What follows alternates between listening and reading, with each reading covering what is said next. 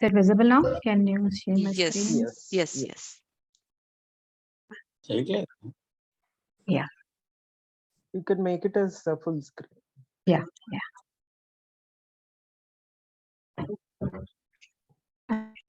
Good afternoon, everybody, and thank you, Janki Garu, for giving me this opportunity. Now, this topic is one of the oldest topics, I think, and most of us um, do have a lot of apprehension about when we plan a diet for a cardiovascular disease, because number of years, over the period of years, the guidelines have been changing.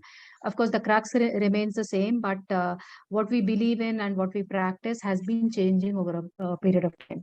So this particular session, I researched about the latest guidelines we have, which are evidence-based in the sense that there are multiple analysis, meta-analysis collected, cohort studies which were analyzed and then arrived at the latest guidelines, which are more so what we are practicing right now, but to make it a little more stronger about and more confident about what we practice and what we preach. So any cardiovascular diseases are a group of disorders of the heart and blood vessels, including coronary heart diseases, cerebrovascular diseases, peripheral arterial diseases, rheumatic heart diseases, congenital deep vein thrombosis, and pulmonary edema. So these all encompasses as cardiovascular diseases. Cardiovascular disease is huge. So it is said that the global deaths of almost 31% of the global deaths, 85% is due to heart attacks and strokes. And in India, around according to a 2016 report, 63% of the total deaths are due to non-communicable diseases. But in these non-communicable diseases, almost 25% are attributed to the cardiovascular diseases. And it is the prevalence in India is estimated to be around 54 million of the population, and 1 in 4 deaths in India are now because of this CVDs, with ischemic heart disease or stroke are responsible for more than 80% of the deaths. And it's very surprising, not surprising actually, it's very sad to know that almost 45% of these deaths are between the younger age group, 40 to 69 years age group only. It's not no more cardiovascular diseases is no more a disease of the elderly, and it affects the most productive years, resulting in catastrophic social and economic consequences. So it's not about this is no more an elderly disease or a geriatric disease. It is affecting more the younger population now. Okay, health report shows that almost 26% of the deaths are due to cardiovascular diseases. Many others split up due to maybe nutritional disorders or antenatal, prenatal deaths and all, but majority is because of cardiovascular attacks. And in India, when the burden was seen in India, it was more prevalent in the southern states. That was very surprising. In Punjab and southern states like Tamil Nadu and Kerala, more prevalent in these areas. Probably that's their genetic constitution, probably it's their lifestyle, probably it's the geographical location, but it was more prevalent. It is seen to be more prevalent in the southern states of India. And it's a myth that cardiovascular diseases mostly affects affluent male older population. It can affect all ages and population groups, including women and children. So this was a study from the Harvard Health Institute, and predominant in young adults, almost 80% of the attacks. Only difference is majority of them did have only a single vessel disease. Most of the elderly are presented with a double vessel or a triple vessel condition, but this was also seen in a younger generation. Probably not double vessel, but a single vessel was seen, and they would have to go for a stenting or some kind to prevent that. But very recently, I had a chance to see a 30-year-old man had to go for a cardiac bypass surgery because he had a triple blocks in his veins. So that was very surprising. So seeing the burden of it, I don't think we need to be surprised because the number is rising year by year. Now, the risk factors are modifiable and non-modifiable. The modifiable risk factors are obesity, almost 60% of it, insufficient activity, high cholesterol levels, high blood pressure levels, dependency like alcohol and tobacco, and a percentage in diabetes, and of course, stress, which is again a modifiable or a non-modifiable factor we have to look into. Now, non-modifiable, like the genetics and the family history. So these are the risk factors which are causative factors which might lead to cardiovascular diseases. So this particular session derived from multiple randomized clinical and meta-analysis trials, single randomized clinical trials, and large non-randomized studies, consensus of opinions of experts, small studies, retrospective studies, and of course registries. Now, nutrition and lifestyle impact on cardiovascular diseases is dependent on dietary patterns, individual food groups, nutrition supplements, physical activity, dependency, and stress factors. These are all different kinds, different factors which impact the cause of any kind of cardiovascular diseases. Dietary patterns. Now, this is what many of us follow, different kinds of dietary modifications which by and large have helped many of us.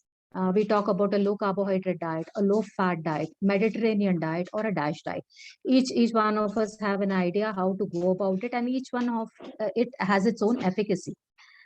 A low fat diet, it says that a total fat consumption between a low fat diet is 25 to 35% of the total calories should be the fat intake. Saturated fatty acids less than 7 to 10%. Trans fats less than 1%, and more of omega-3 and MUFA percentage should represent the rest of the calories. Total cholesterol less than 300 milligrams per day. Now, achieved by choosing, for example, if it's a non-vegetarian diet, a low-fat meat, emphasizing on vegetables and low-fat dairy products. Now, only problem is when we decrease the fat consumption, definitely the carbohydrate consumption would go high. So when planning such a diet, we will have to look into the type of carbohydrate which is chosen. So more of complex amount of fat, because the carbohydrate percentage will go up. Low carb diet is around less than 130 grams of carbohydrates per day. So less than 45% of total calories from the carbs to be looked into. This has really helped because it helps in reduction of triglycerides and simultaneously an increase, a little percentage of increase in HDL or the good cholesterol.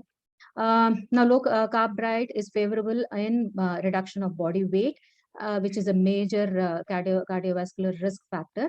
The direct trial of the dietary intervention randomized control trial, which was done among around 300 moderately obese participants, when compared to a low fat and a Mediterranean diet, the low carb diet found to be much better because it reduced the triglyceride levels. So it was quite effective. When a meta-analysis was done in 1100 obese patients, it showed that low carbohydrate diets was associated with decreased body weight, BMI, blood pressure, triglycerides, and simultaneously a little increase in HDL. Excuse me. So this did help. A low carb also helps. But yes, when bringing down the carbohydrates, it really brought down the amount of carbohydrates, and looking at what ratio the proteins and fats to be increased and what kind of fats to be increased simultaneously. Thank you. We're all aware of Mediterranean diets. Very, very famous, and everybody advocates this Mediterranean diet because it emphasizes a lot on the locally available foods, a lot on monounsaturated fatty acids also. So it is characterized by relatively high fat intake, around 40 to 50% of the total calories, but from MUFA sources, less from saturated fats, more from MUFA sources. And the omega-6 and omega-3 ratio is to be maintained. Omega-6 to be ratio of 1:1 should be 14:1. It says so. Normally, our Indian ratio of omega-6 and omega-3 is much lesser. It's almost equal. Sometimes the omega-6 consumption is much higher. So Mediterranean diet is based on seasonally, locally available fruits and vegetables, and emphasizing on a little high fiber diet. So legumes, whole grains, a lot of nuts, fish oil and fish products is advocated. We have a lot of Indianized version of Mediterranean diet, which advocates a lot of use of traditional oils like the till oil or the groundnut oil or the mustard oil. So a little Indianized version is also great help. There was this randomized interventional trial in Spain, which compared a regular diet with a Mediterranean diet supplemented with extra virgin olive oil, and a Mediterranean diet mixed with little extra nuts also. So they followed it up for almost 4 years, and they looked at the efficacy by number of cardiovascular incidents in it. So it showed that the cardiovascular incidence was much lesser in the group which was supplemented with virgin olive oil, and much better even where the nuts were also included. A DASH diet, a very, very common talked about diet, especially for hypertension, hypertensive patients, wherein blood pressure decrease was observed in even normotensive participants when there was a sodium restriction added to the diet. So the premier trial, which combined the DASH diet with a lifestyle modification aimed at reducing weight, increasing physical activity, and restricting sodium and alcohol intake, it showed a great reduction in blood pressure, which is again a causative factor, causative factor for cardiovascular diseases. The Framingham risk score of cardiovascular diseases also came down with by a great percentage. Now, the efficacy of all these diets, like a low carb diet or a low fat diet or a Mediterranean diet or a DASH diet, all these 4 dietary patterns are useful for reducing the CVD risk factors. They are favorable in effect, have a favorable effect on the plaque regression and CVD mortality, and adopting a dietary approach as per the personal preferences is always helpful. So customizing any kind of these diets to the patient's choice, taking his choices into consideration, so that he's more compliant with any kind of diet is prescribed, would always be much more helpful. Now, different kinds of individual diet groups also have an effect on the progression of cardiovascular diseases. The whole grains, which are a good source of dietary fiber, fruits and vegetables, nuts, soy, dairy products, alcoholic drinks, beverages like coffee, caffeine, tea, and chocolates, garlic, which is talked about a lot, and of course, eggs again. Whole grains, fiber, fruits, and all, they're a very good source of soluble fiber. The pectin in fruits, and the soluble fiber present in legumes and oat bran. So multiple Cochrane reviews and meta-analysis show that a good consumption of at least 10 grams of soluble fiber per day did show a reduction in LDL cholesterol. That means the bad cholesterol. Of course, there was no significant changes in the increasing the HDL, but definitely it reduced the bad cholesterol. So the American Heart Association advocates that an intake of at least 14 grams of dietary fiber per 1,000 kilocalories, or at least 25 grams for adult women and 38 grams for adult men is recommended. So the amount of extra fiber in the diet is definitely helpful in bringing down the cholesterol levels. Maybe not increasing the good cholesterol, but definitely bringing down the bad cholesterol. Nuts, they're a great source of, they're nutrient dense food, great source of unsaturated fatty acids, vegetable proteins. A pooled analysis was done using around 25 interventions and the nut consumption trials. Now, the reduction in LDL and increase in HDL was dependent upon the amount of nuts which were consumed. So a combination of nuts or a single type of nut consumption. So depending on the amount they had taken, the people had taken, the samples had taken, showed resulted in the reduction in LDL cholesterol. So there was seen a reduction of around in LDL cholesterol and triglycerides levels. So it says the mean daily consumption of around 67 grams of nuts, that means almost one handful of nuts, one and a half handful of nuts, showed a reduction in triglycerides and the total cholesterol. So they are also a very good source of linolenic fatty acids, tocopherols, phytosterols, resveratrols, and which have an antioxidant and anti-inflammatory property. Dairy products, yes, they're a good source of calcium and protein, the whey and casein in it, good source of riboflavin and a little amount of B12. In association with calcium intake, lower body weight and fat mass, and the kind of milk which is consumed, that's more important than probably, whether it is a cow milk or it is a buffalo milk or what kind of bovine milk it is. If it is a low fat kind of milk, because it is good source of calcium and protein, that's more important. And there are a lot of studies which talk about efficacy of using soy protein where patients are lactose intolerant. People are lactose intolerant, so they could have a replacement with soy protein or soy milk. So 22 randomized trials isolated soy protein, soy protein are its sources are isoflavones, and when compared casein or milk protein and wheat protein, it showed that soy protein did have an effect on lowering the LDL cholesterol.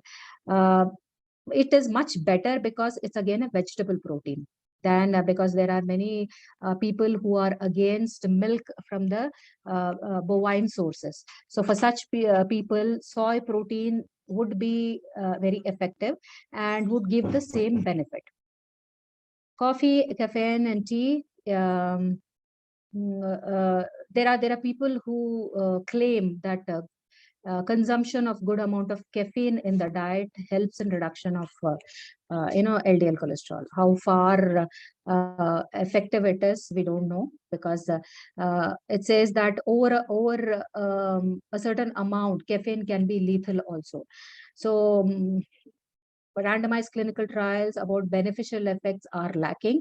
The people, yes, there are some Japanese studies which talk about green tea, and green tea being a good source of polyphenolic flavonoids, catechins, do have some amount of anti-inflammatory and antioxidant, anti-proliferative effects. Apart from that, the regular caffeine from our tea and coffees, if you go overboard, they can be fatal also. Garlic, people claim to have its, miraculous property of having garlic, but multiple trials have showed that there are no significant effect on the LDL cholesterol or the HDL cholesterol. But yes, it does have some platelet aggregation property. So dosage says around 4 cloves of garlic per day, 4 grams of garlic per day. That means around 1 to 2 cloves of garlic, raw garlic per day, or around 300 milligrams of dry garlic powder as a tablet or as in the powder form could be of some significance. So everything is not about garlic, and there is a dosage which is given. Beyond that, it is of no use. So you're just overeating the garlic for no use. Eggs, there's a lot of misconception about eggs, the yolk being the culprit. Egg is a very good source of B12, folic acid, vitamin E and D, trace elements. And the yolk is a good source of iron and vitamin A also, high biological value protein. And almost 50% of the fat in egg is monounsaturated. And the amount of cholesterol which is present in the yolk does not elevate our blood cholesterol levels. So people who are scared about taking egg yolks every day should rest their fears about it, because it has more benefits than the fear we have. Alcohol, moderate alcohol intake of per day, 2 drinks per day, is associated to reduce the risk of cardiovascular disease in healthy population. We're not talking about already who are having issues. So the mechanism says that HDL cholesterol, there is a reduction in plasma viscosity and fibrogen concentration because of the alcohol beverages, especially the wine and other wine preparations. But the current guidelines do not recommend to begin alcohol consumption for preventing cardiovascular disease. If you are used to as a part of your daily diet, then 1 or 2 drinks is helpful. Not that it is going to prevent cardiovascular diseases, or if you're not in a habit of taking alcohol, you get used to it. It does not recommend any such things. It's just that who have like the French and the English people who already have it in there as a part of the diet, they could continue it, but with the limitation only. Now, the supplements like salt, omega-3 fatty acids, fish oil, phytosterols, antioxidants, vitamin D, trace elements like magnesium, homocysteine-reducing agents. These are all the kind of supplements we talk about, and regularly in multiple, diet plans and medication charts. We do see supplementing with fish oil capsules, or they are on certain preparations which talk about saying they are antioxidants and they will help in lowering the risk. So of late, people have become very very conscious about all these things. The most important one is the salt, which we talked already about in the DASH diet. What we, especially Indians, our salt intake is supposed to be almost 15 grams of salt per day, whereas our recommendation says that not more than 5 grams of salt per day. So the sauces, pickles, packaged foods, all these are the dietary sources of salt. And in a meta-analysis including 17 trials in hypertensives and 11 trials in normotensives, when their urinary sodium was checked after restricting their salt, so that the group which had restricted salt showed lesser urinary sodium. So the risk for a cardiovascular disease reduced.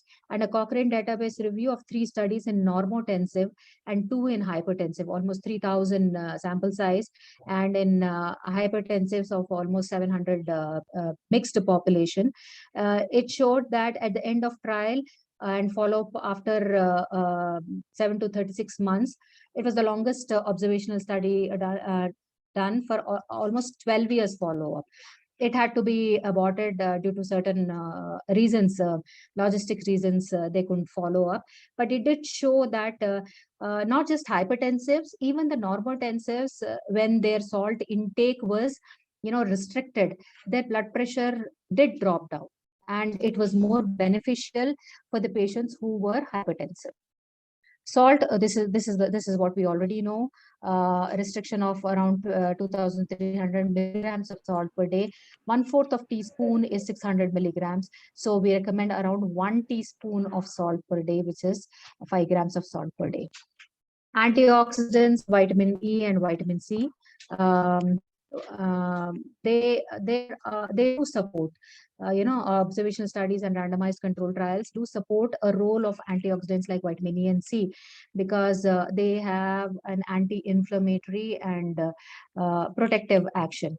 They do have a secondary prevention of CVD, maybe not directly. Over a period of time, in prescribed amount, if they are taken, they do have a beneficial effect. Vitamin D is linked to many of the clinical conditions. So it says that people who have vitamin D supplementation, they are not prone to diabetes, they are not prone to cardiovascular disease, they are not prone to cancer, but it is not so. No statistical significance, a significant effect of vitamin D supplementation with or without supplementation with calcium on myocardial infarction, stroke, or other cardiac and cerebrovascular outcomes. So whatever vitamin D recommendation we have, if we meet that RDA, it is enough. over supplementation can cause toxicity, and none of the studies support that it is a preventive. It helps in preventing cardiovascular diseases. Homocysteine, a very common risk, indicator in of cardiovascular diseases. High homocysteine levels are associated with increased MIs and strokes. And this folic acid, B12, B6, they regulate the metabolism of homocysteine. So deficiencies of any one of these B vitamins can increase the homocysteine levels. So wherever we see high homocysteine levels, we do practice about putting them on a high folic acid diet, or we supplement them with folic acid so that the homocysteine levels do come down. So once the risk factors comes down, we are preventing the risk factor which leads to cardiovascular diseases. Some of the interventional studies have showed that there is effectiveness of folic acid and B vitamin supplementation in secondary prevention intervention studies.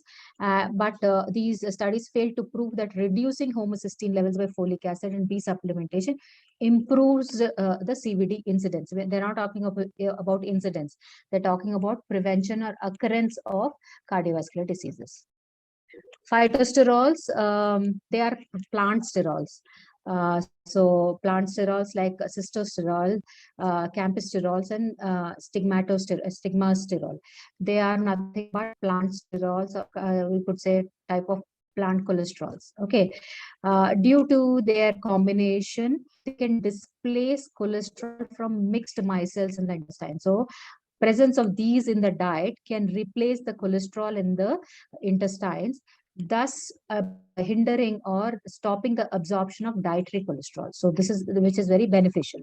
So evaluation of interventional studies with sterol esters and stanol esters suggested reduction of LDL cholesterol by almost 10%. Even if they were given at higher doses, there were no great benefits. But if these inclusion of these sterols in the diet along with statins resulted in 10% more reduction in LDL. So a little addition of medication along with the sterols in the diet was much more efficient than singly adding the sterols in the diet. Omega-3 supplementation, combination of statins with omega-3 reduce the risk by almost 23% in total mortality and 32% in cardiac mortality. A review of 11 cohort studies, which included a huge population, suggested that fish consumption of almost 40 to 60 grams, that means one serving of fish, is associated with reduced cardiovascular mortality. In the high risk population, we're not talking about the regular patient, in high risk cardiovascular disease risk patient, around one serving of fish does help reduce the mortality. And in meta-analysis of 97 studies, showed combination of both statins with omega-3 resulted in reduction of 32% in cardiac mortality. Physical activity, again, very important factor, which is of great importance. The latest slogan says, sitting is the new smoking. So nobody's talking about smoking anymore. Sitting is again as harmful as long sitting is again as harmful as smoking.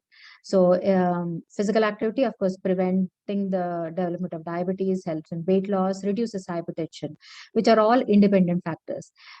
Physical inactivity is a significant risk factor for cardiovascular diseases. It ranks similar to cigarette smoking, high blood pressure, and elevated cholesterol.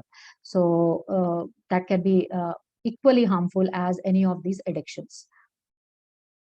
So recommendation is almost 30 to 60 minutes of aerobic activity 3 to 4 times per week. Daily expenditure of 150 kilocalories in moderate or vigorous activities. 30 minutes of moderate activities most of the days. So moderate activities would be walking, climbing stairs, gardening, dancing, regular work at home. 3 to 4 times a week of around 30 to 60 minutes of vigorous aerobic activities, maybe brisk walk, swimming, cycling, roller jumping, different kinds of aerobic exercises, whatever is our interest. Stress is another very important factor which has a great impact on the occurrence of cardiovascular diseases. Each one has a different kind of stress. So how they address it is the way they can take it forward. So stress response can be physical, something like not getting enough sleep. There can be illness, emotional, like worrying finances, death. Everyday obligations can also be stressful. Body responses to stress is protection. Once we are stressed, body produces certain kinds of hormones in the body to protect the vital organs. But constant protection, that means constant production of all these hormones, can be harmful in the long run. So a lot of cortisols are produced in response to stress. So high levels of cortisols in the long term can increase blood cholesterol, triglycerides, blood sugar levels, blood pressure levels, and they promote and build up plaque deposits in the arteries, which leads to again heart inflammation and heart attacks. Minus stress can trigger heart issues like poor blood flow to the heart muscles, less oxygen. This makes blood stickier and thicker and goes to a risk of any kind of stroke. So to bust the stress, different kind of activities could be done. Maybe yoga, meditation, exercises, confident. You can confide, talk, and share. This is very beautiful. Give thanks and grateful. Give thanks to everybody you meet. Be grateful to the life you have. Spirituality, hobbies, hugging. I mean, this is just a quote which I read somewhere. Hugging can reduce blood pressure and cortisol levels. So this is all ways of expressing our gratitude. And when we express our gratitude, stress comes down. When the stress comes down, we indirectly bring the risk factors down. Gut health is very important. The kind of gut microbiome we have, the microflora we have, has an effect on the cardiovascular diseases. So decreased abundance of microbiomes, which if the health of the gut is not good, then less amount of butyrate and short chain fatty acids are produced. And butyrates and SFAs are required to digest the soluble fiber in the diet. When less amount of soluble fiber is digested, every chance there is the metabolism of fat does not really happen properly. There can be buildup of plaque in the vessels. There is alteration in cholesterol and bile acid mechanism. So it is more pro-inflammatory, not anti-inflammatory. So to preserve the health of the gut, the diet has to be according, which will make it more healthier, produce more short chain fatty acids and butyrates, which are nothing but neurotransmitters. So there is a link, the gut-brain axis, the gut-brain barrier, how the gut talks to the brain. If this, this activity between the gut and the brain is done well, then definitely the health of the microbiome is healthy, and this indirectly keeps the heart healthy. This is one mechanism of the gut microbiome, wherein if there is a lot of refined foods, fatty foods, and if there is less amount of fiber, it promotes the production of toxins in the body, the toxins which are produced by the gut microbiome, which goes and promotes platelet aggregation in the blood. It promotes it alters the metabolism of bile acids and cholesterol, which indirectly enhances the deposition of plaque in the vessels. Whereas in the similar way, if the diet is rich in good amount of dietary fiber, it helps in lowering the risk factor, anti-inflammatory effect, and promotes the heart health. So this is what the mechanism says. And the gut microbial changes, they affect butyrates, and the increased potential for LPS biosynthesis, lipopolysaccharide, is in the microbiome, has been reported with patients with cardiovascular diseases. So lipopolysaccharide increases in cardiovascular diseases when their diet is poor. Their diet is poor because they have more of refined foods, less of fiber, and more amount of dietary fat in their diet. So when this goes high, the pro-inflammation factor goes high. The TMAO is trimethylamine. TMAO level increased in healthy individuals after dietary intake of red meat as compared with non-meat or white meat enriched diet. So this is a toxin produced by the gut microbes when there is more amount of the bad kind of food, refined foods or red meats, or more amount of saturated fats. There is a drug nutrient interaction also. So diuretics can cause electrolyte imbalance, and there can be hypokalemia, there can be hypomagnesemia, which affects the way the patient eats. They can have altered taste sensation, they can have altered gustatory sensation. So these also have to be looked into when planning their diet. ACE inhibitors usually raise the concern because of hyperkalemia. So when a patient is on ACE inhibitors, you have to look at their potassium levels also. ACE inhibitors and potassium sparing, as well as thiazide diuretics, have been associated with low zinc levels. So when there is a zinc deficiency in the diet, the person can be anorexic, and also worsening wound healing. So this is one aspect. If the patient is already a cardiac patient and they're on different kinds of medication, the drug nutrient interaction also has to be looked into. So in the end, I would say that diversity of food and to maintain a healthy weight is important. Fresh and frozen food without additional sugar and salt and high calorie gravy should not be there. Using cooking methods that retain the original nutrients undestroyed is very important. Contain a variety of vegetables, fruits, legumes, and whole grains, and low salt food items is necessary. Vegetable oils preferred over animal fat. Drinking a lot of water and unsweetened liquids is better. Moderate physical activity, adequate sleep, and managing stress of any kind is very important for overall heart health. Thank you.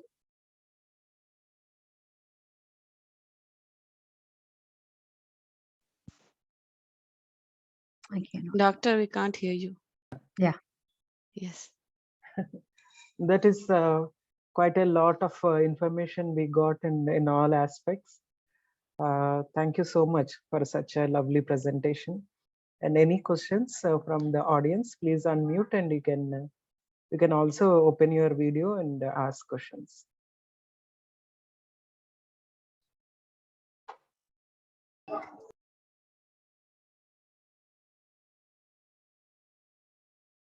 Good evening, doctor. A very informative Good evening. session. Thank you so much. Ma'am, regarding the consumption of fish, usually we tell that fish is a healthier option when it comes to the animal protein. But the cooking style we generally see is either deep fried completely, or shallow fry. Fry is that option you choose for. So does it anyway alter the profile of the healthy fat or the protein present in that fish? Or is it wise to take the supplementation instead? Because everybody knows that fish is more healthier option.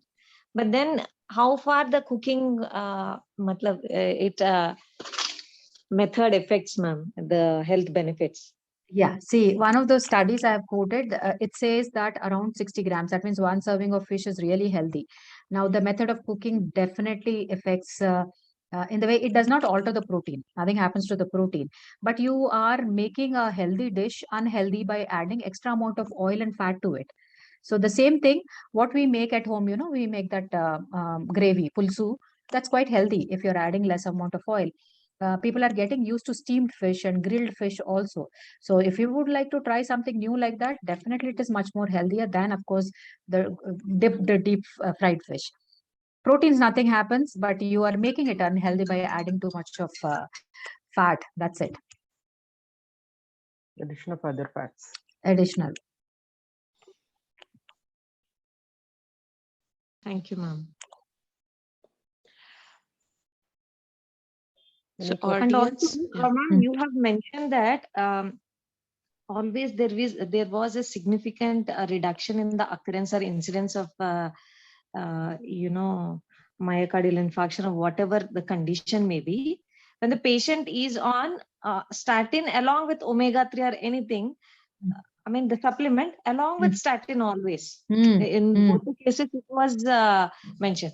So even for the patients who are now recent, like not on very high cholesterol levels, so diet alone cannot help. Can help. No, ma'am? diet alone can help. In case, see, the statins are prescribed by the doctor, the consultants only. So in case the cholesterols are extremely high, they would put them on a statin. So because their requirement is much more higher. If it's just on the borderline and it is manageable through a proper strict diet, probably even the doctor will not also think of putting him on a statin. Because along the levels are so high that the doctor has to think of as a prevention method. Also, some patients are put on statins. Many of the diabetic patients are put on statins. It's a prevention method. But yes, the studies have shown that with a strict diet and the presence of statin had further reduced by 20%. So it is helpful. It is helpful for people whom it is required.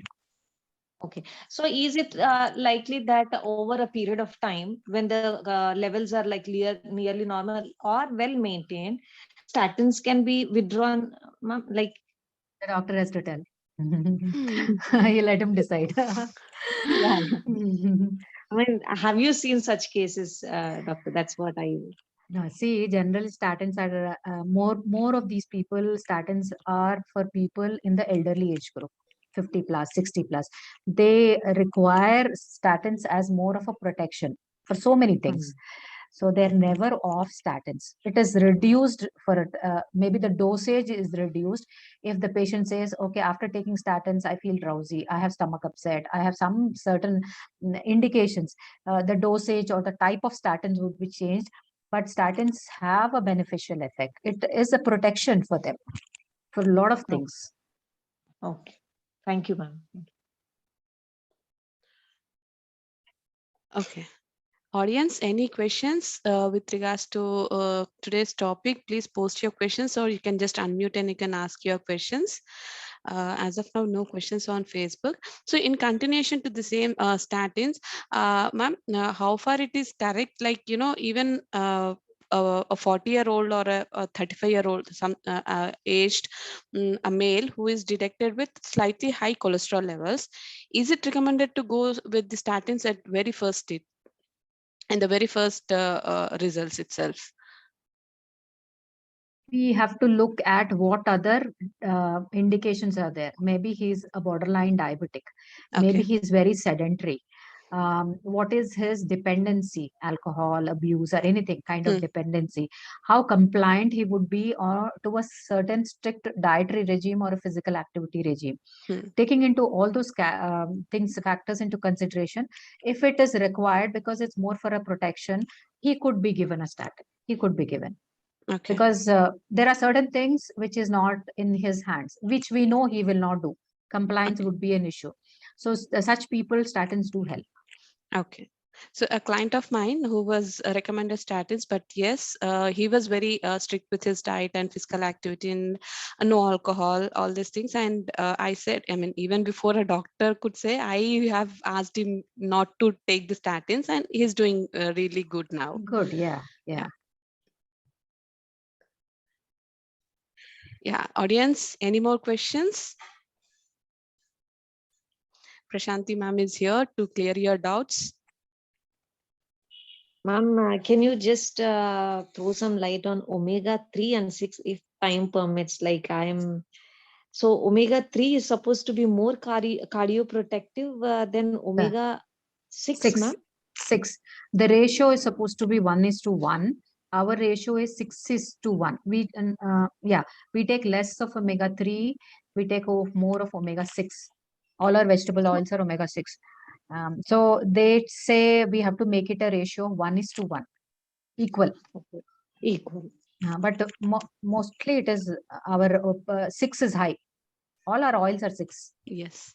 Even the traditional oils we use very less, which are partly omega. Coconut oil is a little omega. We don't, of course, South we don't use mustard oil and all those things. But when we make a pickle, we use the traditional oils. Otherwise, cooking we use the regular 6 only.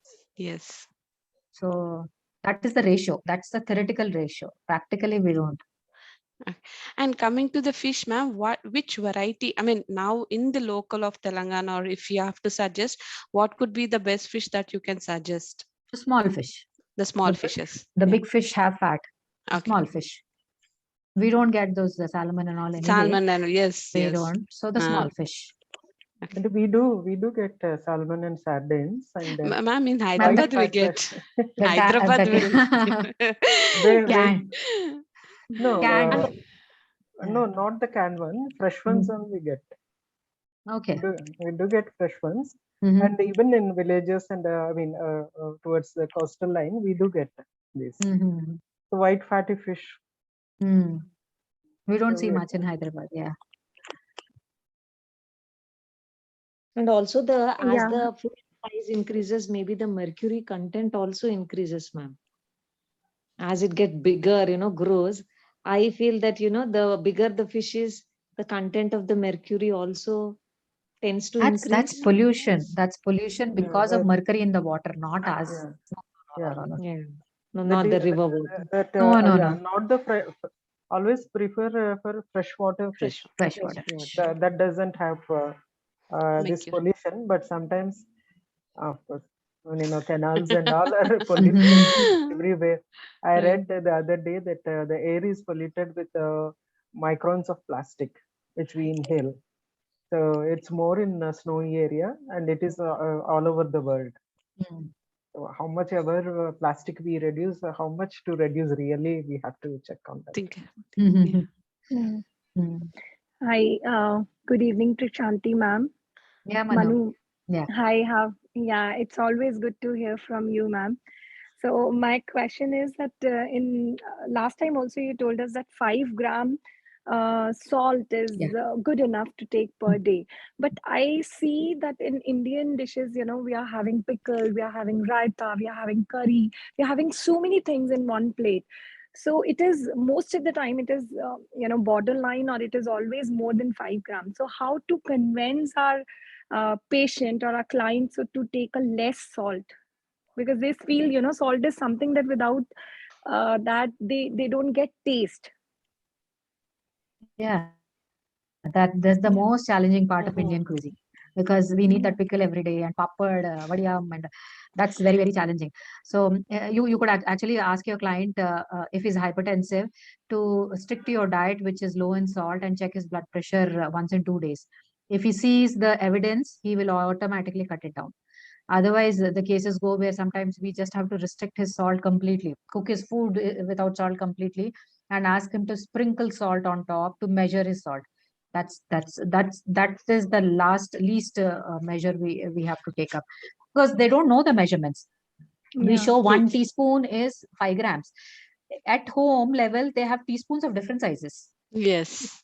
So the measurement itself, they don't know. So you have to keep a measuring spoon and show this. This is 1 teaspoon. Not your ladle is not 1 teaspoon. So measurement itself, and nowadays the latest craze of low sodium salt. So we have to show the packets of green packet and orange packet. This is the low sodium salt. This is the regular salt. If you have that kidney issue, don't use this green packet. So everything is visual. Audio visual really helps. You sit with your patient, show measurements with the teaspoon, with the colors. They understand better. Yes, ma'am. Thank you so much. Ma'am, what about advising the hypertensive patients of, this rock salt? I think salt is salt. Rock salt, crystal salt is powder salt, salt is salt. It is 5 grams. There is that Himalayan pink salt. Oh my God. Himalayan pink salt. You don't know how to tell. Himalayan pink salt is healthy. If I tell my patient it is salt, he says Ramdev's Himalayan salt. Whatever it is a salt. So Ramdev Baba is selling, so it is healthy. I said, okay, now beyond this, I cannot argue. People sometimes even advertise saying that. Potassium chloride. We only use pink salt, we only use rock salt is the advertisement. No, of the food. ads are so much I mean, it got into that thought process that it is healthy. That's it. It is healthy. That's it. It is so the roots got fixed. No, Mayuri, it's not just in food. If you add pink salt in a glass of water, put it in your room, it absorbs all the negative energy. Negative energies. So it is not just the diet. It even the next. It solves every other problem in the house. Very true. So much of miraculous pink salt we have. Yeah, miraculous things. Food is a miraculous thing anyway. And doctor, even in patients with sorry ma'am, Dr. Janaki, please. No, continue. Yeah. Continue. So in patients with high levels of homocysteine, so is it by default that we check, doctor, you go for the B12 and folate levels, or you just supplementation with the folate itself directly without the levels being checked? No. If you're suspecting of B12 deficiency, also generally the clinical symptoms show they have this pulling sensation, they have these frequent headaches, and there are classic symptoms of B12 deficiency. But yes, mostly with high homocysteine levels, doctor would put a folate tablet. We increase the folic acid in the diet, and that really helps in reversing the homocysteine levels. The homocysteine levels come down. High folic acid diet for lowering homocysteine levels. Okay, so it's not mandatory that we check for the levels. No. And most of us are B12 deficient. This generation, at least. Yeah, most of us are B12 deficient. Whatever supplementation you take, whatever you do, we are B12 deficient. Even if you take non-veg every day, still B12 deficient. So that is because of the gut health, doctor? Is it because of the gut health, or is it to do with the intrinsic factor that absorbs B12? The gut health is bad, microflora is bad, absorption, intrinsic factor gets affected. So absorption gets affected. And the usage of antibiotics, anyway, biota gets affected. Yeah. Washed out, completely washed out.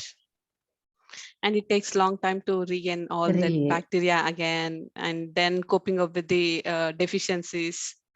So it's again meanwhile interlinked. The patient would be doing many diets for bloating and all those things, because the bloating is another thing that happens post antibiotic.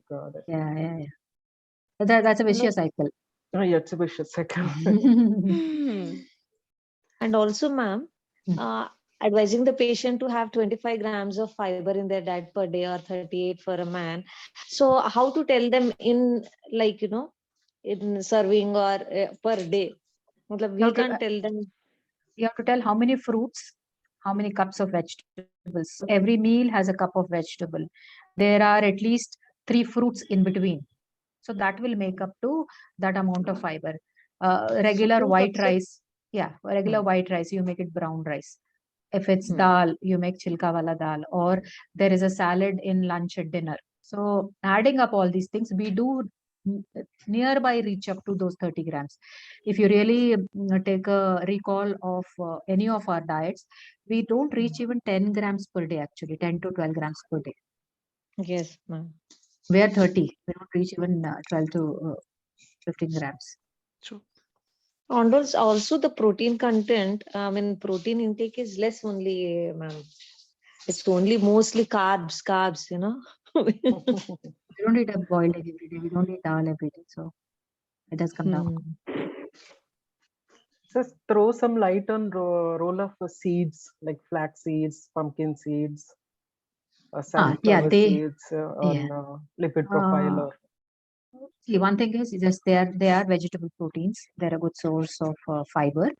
But those studies, what we say is that almost one handful or 1.5 handful have shown a little reduction in LDL cholesterol and a little amount of increase in HDL cholesterol.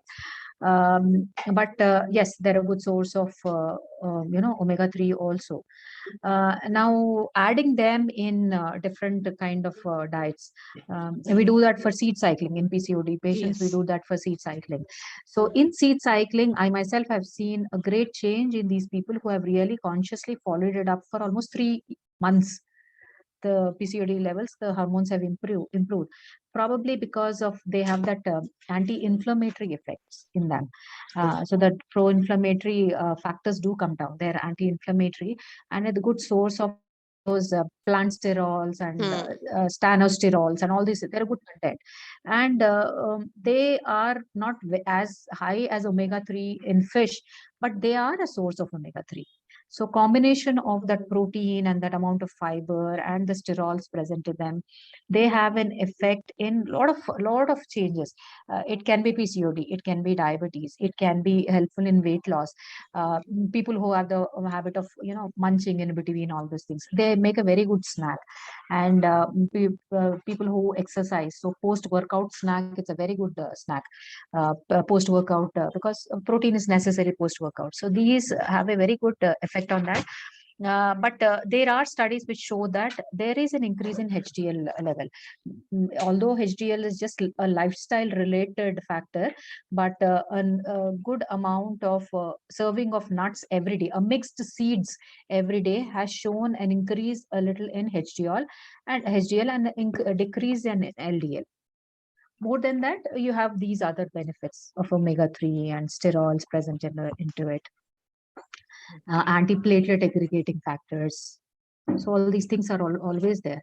Only thing is people are very lazy to get all those seeds. True. And they are expensive also. Expensive and either lazy or and overdo things sometimes. They are Overdo. Most of the younger generation, they overdo. And also, ma'am, like the suggestion, like, for the PCOD and PCOS, we recommend like 15 days one type and the other 15 days the other type. So irrespective of PCD, for women, a combination of everything in a day can go, right? They can go. Or they have to follow the same specific cycle kind of thing. I don't think so, but it's just that don't go overboard. Yeah. Because I have seen people end up with loose stools and all because they have overdoing it. Yes. It doesn't digest. They have bloating. Yeah. And they end up with loose stools. So yeah, as far as there is a balance, we can just give the combination, right? Irrespective of PCOD hormonal imbalances. But PCOD, it helps. Yeah, PCOD is proven. What I found in my practice is, irrespective of PCOD or PCOS, actually it is PCOS. So irrespective of that, I think every woman can do seed cycling, irrespective of age. Yeah. And the maximum limit is between 12 to 15 grams per day. It's 2 tablespoons per day. 2 tablespoons. No, 12, 1 tablespoon. 1 tablespoon. 1 tablespoon. Less than 1 tablespoon, more than 10 grams. Yeah. More than 10 grams is 2 teaspoons. Yeah, like that. Doctor, And that is for seed type you're saying, Dr. Janaki? The seed cycling, for seed cycling. Yeah. Each seed or a mix of those? Each seed. Yeah. But there is a combination. First 15 days is one combination. Second 15 days is another combination. Yeah. Yes. So with that combination, if you combine jaggery, it is giving even better results. Yes. Actually, probably their calcium and iron is getting corrected that way. I mean, some little amount, just little transient deficiencies we do have, no? So yes, that is getting corrected, and within 1 month, within 2 months, they are getting regular periods. And post hysterectomy, they are much better. No hot flashes and no vaginal dryness. And their mood is not, mood swings and all. They become very sensitive. That sensitiveness has also come down. That's really amazing, seed cycling. Yeah. Any questions, anybody? Yeah, Dr. Janki, then how much jaggery we can add? We can almost add equal amount, about 10 grams of jaggery we can add here. Thank you. Thank you so much, ma'am. Yeah. We are almost done, doctor. I mean, Mm. on Facebook, we have no questions, and audience here, they have posted their questions already. Mm. So yeah, we are good to go for today's session. Great, very good session today. And great I can- interaction. Yes. Thank you so much, ma'am. Thank you, everybody. Thank you, ma'am. Thank you, Prasanthi, ma'am. Thank you, everyone. Thank you. So I would like My to convey, vote of thanks. I would like to convey my vote of thanks. Thank you, Prasanthi Garu, for being here on Tea Talks and giving us this enlightening session. It was great having you on Tea Talks. Hope to see you soon again. Thank you so much. Thank you. Thank you so much. Thank you, Prasanthi, for coming over and sparing your time. And Thank you. we are also started to give the certificate of your presentation. Thank you. Thank you so much. So see you all next Tuesday, same time, same place. Bye for today. Bye-bye. Bye, ma'am. Bye. Bye, ma'am. Thank you.